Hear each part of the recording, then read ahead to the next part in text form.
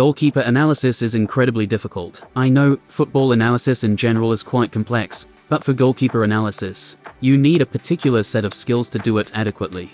In this article, I'm going to look more closely at what goalkeeper analysis entails, what goalkeeper roles there are, and looking at which goalkeepers perform the best in WSL 2022-2023. Theory of goalkeeping analysis. I know I've said it before, but there are 3 important reasons why goalkeeper analysis is more complex than regular player analysis. The first is that you need more technical knowledge of how to judge goalkeepers' abilities. It means that you need to know about how to make saves, what kind of decisions of techniques you have to make, and how you need to close down different angles. These are just a few examples, but you need to know a lot more about how to use your body and how it reacts than you do with regular player analysis. The second one is that data analysis is more complex, because there are just fewer metrics you can use to make it representative. We have some good data for shot stopping, but other areas as claiming, sweeping and distribution are quite limited, especially since goalkeepers' actions are always related to defenders and never in isolation.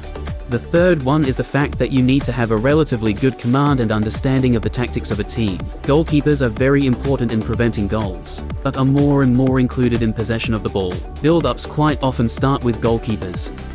Goalkeeper roles. Shot stopper.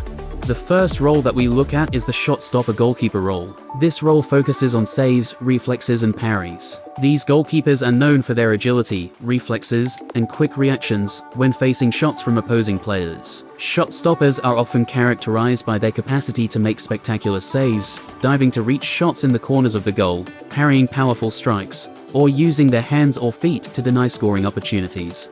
In the table you can see the goalkeepers that fit the shot-stopping roles the best. This means that these goalkeepers score very high on the profile of shot-stopping goalkeeper, but this doesn't mean they perform the best. It is an indication of their playing style.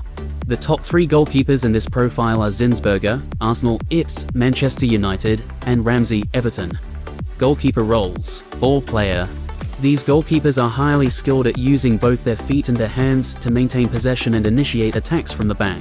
They are comfortable receiving back passes from defenders, controlling the ball under pressure, and making accurate and precise passes to teammates across various distances on the field. Ball-playing goalkeepers are also proficient at playing long balls and delivering pinpoint goal kicks or throws that can launch counter-attacks or bypass opposing players. In the table you can see the goalkeepers that fit the shot-stopping roles the best. This means that these goalkeepers score very high on the profile of shot-stopping goalkeeper, but this doesn't mean they perform the best. It is an indication of their playing style. What's interesting is that the top 3 goalkeepers for this role is 66.6% the same with Zinsberger and Earps. Only D'Angelo comes into the top 3. This indicates that D'Angelo is more of a specialist goalkeeper and Zinsberger and Earps are more all-round. In modern football, goalkeepers are expected to be proficient in distributing the ball accurately. They initiate attacks by delivering precise passes to teammates, enabling the team to build play from the back. Goalkeepers who can distribute effectively help in maintaining possession and breaking through opponents' defensive lines. However, goalkeepers also face challenges due to defensive tactics employed by opposing teams. 1. High pressing. Teams often employ high pressing tactics to disrupt the opponent's build-up play. In such scenarios, goalkeepers may face intense pressure when attempting to play short passes or distribute the ball. Any mistake can lead to transitions and counter-attacks. 2. Set pieces. Defensive tactics in football often involve conceding fewer open play chances and relying on set pieces for offensive opportunities. Goalkeepers must remain alert during corners and free kicks, as they are susceptible to conceding goals when facing well-executed set pieces. Data analysis. Shot stopping. So what is shot stopping? It's basically every metric in data that concern the opposition's shots, expected value, saves and expected saves value of goalkeeper. In the scatterplot you can the number of shots versus the save rate in percent. This gives us an idea of not only the save rate, but also the save rate in relation to the quantity of shots conceded, which is important to create a distinction between good and poor teams. What we can see is that Earps, Janina Leitzig, Tinja Ryaka Korpela and Mackenzie Arnold not only are among the highest save rate percent for players, with at least 300 minutes, but it's also linked to the actual shots on target against, which makes them overall the best in responding to shots. The next step is to evaluate whether a goalkeeper isn't only producing quantity saves, but also is she underperforming or overperforming with the shot stopping. In other words, is she conceding more or fewer goals than expected?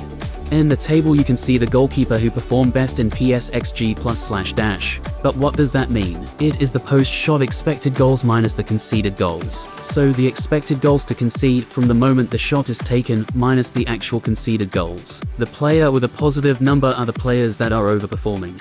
Here we can see that Emily Ramsey, Katrin Berger and Janina Leitzig come up on top in case of overperforming the expected values in shot stopping. Data analysis. Distribution. In the table you can see which goalkeeper has the highest average length per pass.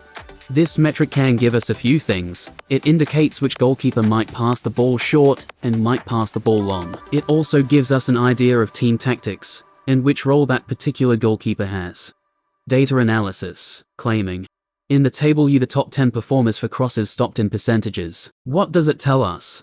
It tells us which player has the highest percentage of stopping/claiming crosses, and therefore is active in leaving the line and claiming the ball, rather than waiting and letting the defenders deal with it all the time.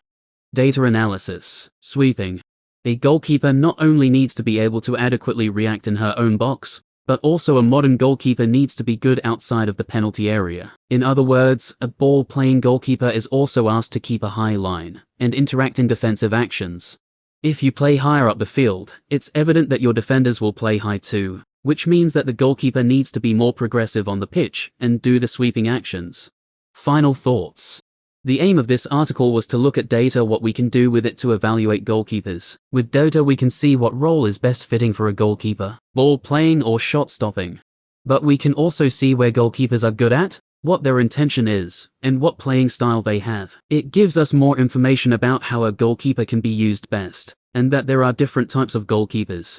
But my main point was to show that with data you can look at more things than only shot stopping. Of course, shot stopping is very important, but it's not the only way of evaluating a goalkeeper, nor is it the only thing a goalkeeper can do.